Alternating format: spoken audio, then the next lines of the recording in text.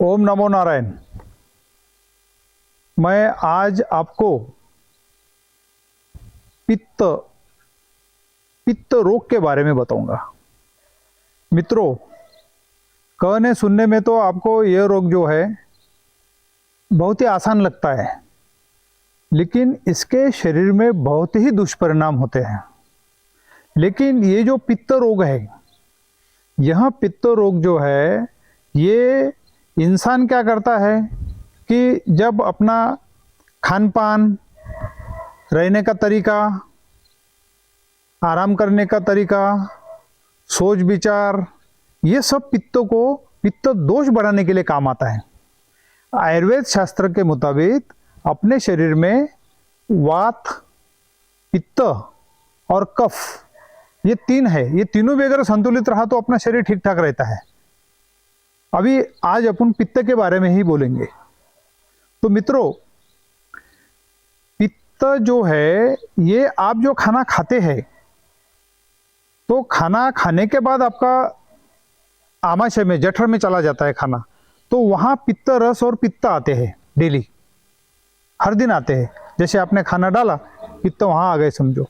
तो ये जो पित्त जो है, ये पित्त रस जो है आपके खाने को हजम करता है। अगर आपका पित्त संतुलित है तो आपको खाना हजम होता है। अगर असंतुलित है तो एसिडिटी होती है।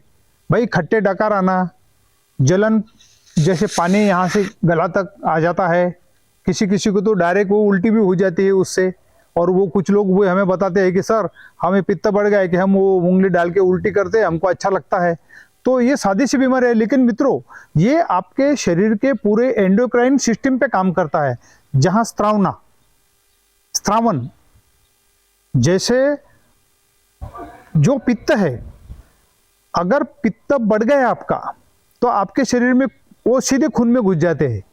फिर खुजलाहट आती है। वो जैसे मच्छर ने काटने के बाद जैसे गांधियाँ होती है, ऐसे ऐसे बड़े ट्यूमर्स होते हैं, वैसा भी हो जाता है। और फिर उसको अपन खुजाते रहते हैं, स्किन फट जाती है। फिर उसके बाद चर्म रोग लगता है। आपका एक्जिमा, सोरियासिस, ये सब, या पूरे बॉडी में इचिंग आना, ये सब रोग आपको जो है पित्त दोष के कारण होता है। पित्त शरीर में बढ़ जाता है।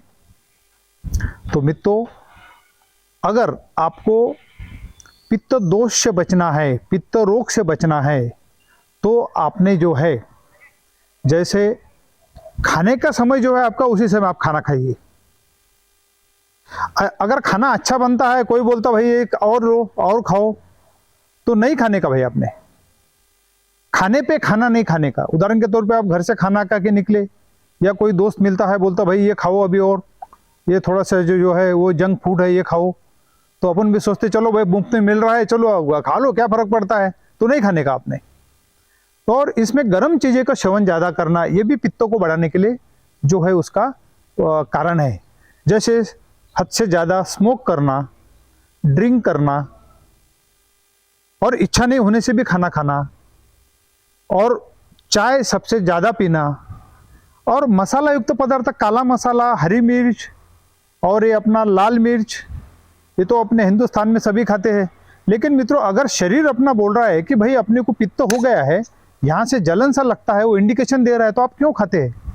वो खाने से आपके शरीर अंदर गर्माश बढ़ जाती है। ये होने के बाद आपको किसी किसी को जो है वो अपना स्टमक का अल्सर होता है। उसके बाद जो है पैनक्रियास का अल्सर होता है। चर्म रोग तो 100% होना ही है। त्वचा रोग जिसको बोलते हैं, स्किन डिसीज, तो आपको होना ही होना है।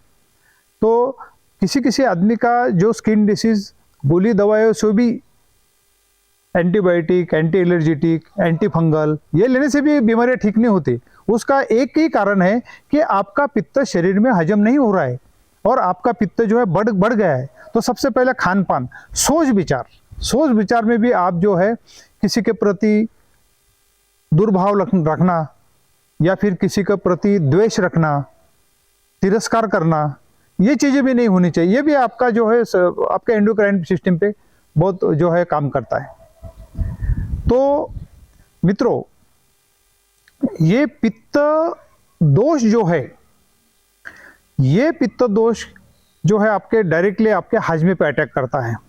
किसी किसी को वो जो है वो जैसे बकरी रहती है उसकी जो छोटी छोटी गाठी लिंडिया रे बोलते हैं उसको, वैसी संडास होना, कड़क संडास होना, एक एक दो दो दिन संडास नहीं होना, तो इसके ऊपर भी आप ख्याल करो। अगर ऐसा हुआ तो समझ लेने का भाई जलन और कॉन्स्टिपेशन ये सब चीजें आए तो समझ लेना उसको थोड़ा सीरियसली लो। दूसरा ऐसा बात कि ये जो अपने शरीर के अंदर पित्त जो है ऐसा नहीं कि सिर्फ हजम का एक काम करता है, आपके शरीर के अंदर जो आपके हार्मोन्स है वो जो हार्मोन्स को जो है सेक्रेशन करना ये उसका भी बहुत बड़ा काम है। यानी पित्त क्या करता है कि सिर्फ खाना हजम ही नहीं करता है, वो उदाहरण के तौर पे खाना खाने के बाद जो सब शरीर में जो सप्तधात निकलती है, पहले रस निकलता है अपने शरीर के अंदर खाना खाने के बाद, तो वो रस का रक्त में रूपांतर करना, रक्त का मेद में रूपांतर करना, मेद का मांस में रूपांतर करना, मांस का जो है अस्थियों में, मज्जाओं में, और सप्त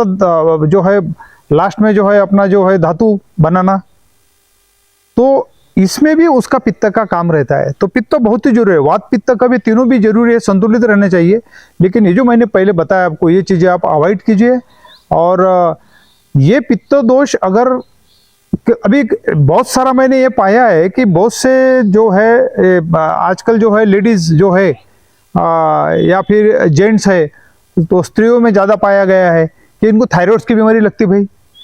तो डॉक्टर फिर बोल देते कि ठीक है आपको अभी 50 की गोली चालू कर देते, फिर कोई बोलते बढ़ने के बाद 75 की गोली चालू कर देते, फिर 100 की गोली चालू कर देते, फिर 150 की गोली चालू कर देते।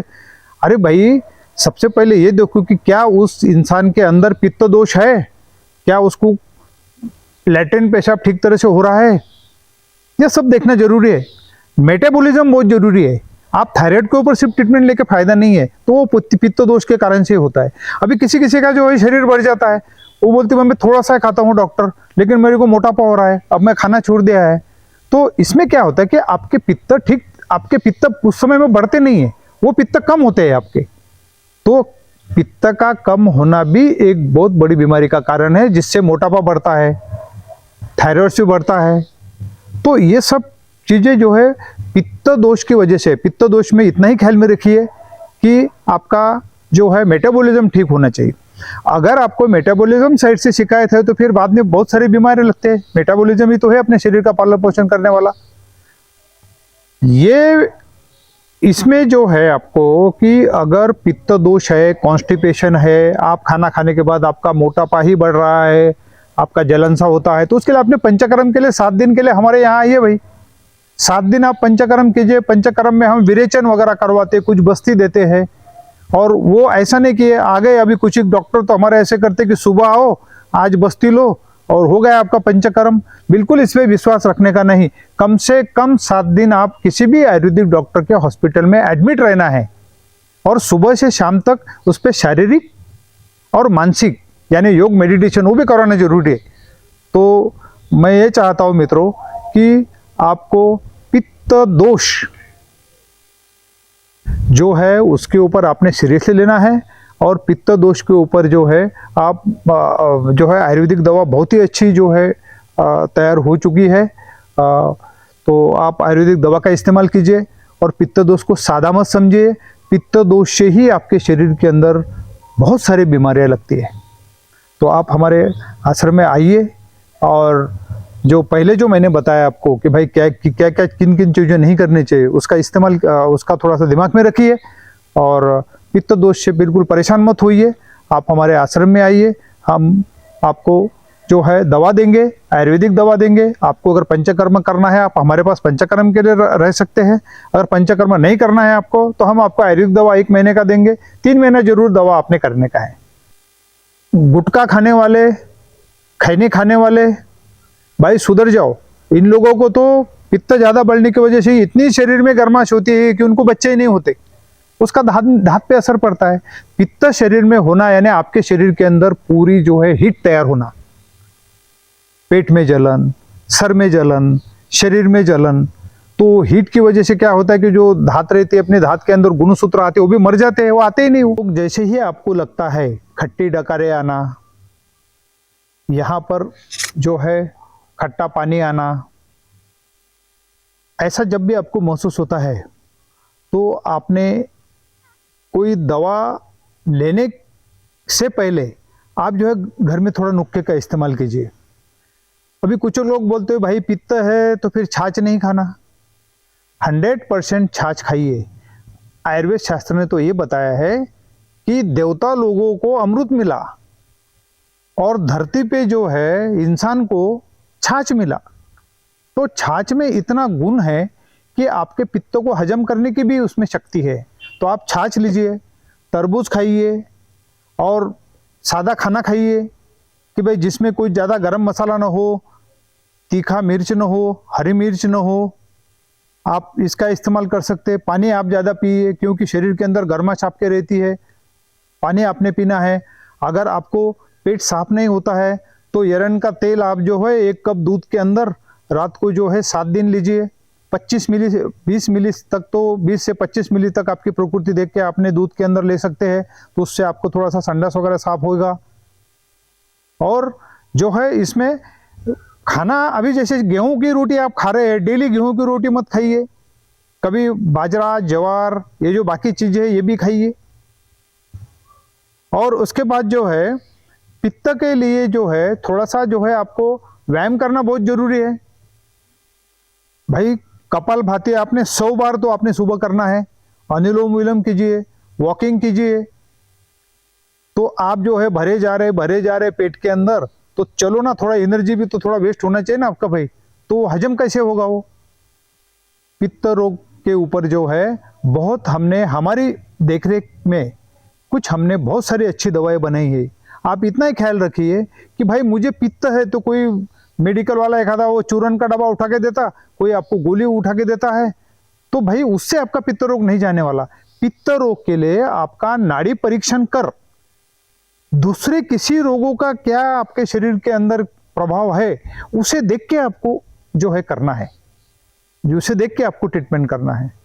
तो अगर आप किसी स्किन डिसीज से परेशान है तो आप समझ जाइए आपका पित्त बड़ा है, पित्त खवल चुका है।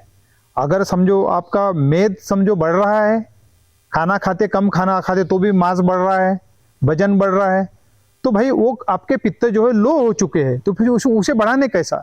तो इन्हीं के लिए तो डॉक्टर होते हैं, इन्हीं के लिए तो नाड़ी परीक्षण है। दर्शन स्पर्शन आपको प्रश्न करके हम जो है इसे देखते हैं। पित्त यानी जो है शरीर के अंदर गर्माश बढ़ना, तो उसके ऊपर आप ख्याल रखिए और खाने पीने पे कंट्रोल रखिए। ओम नमो नारायण।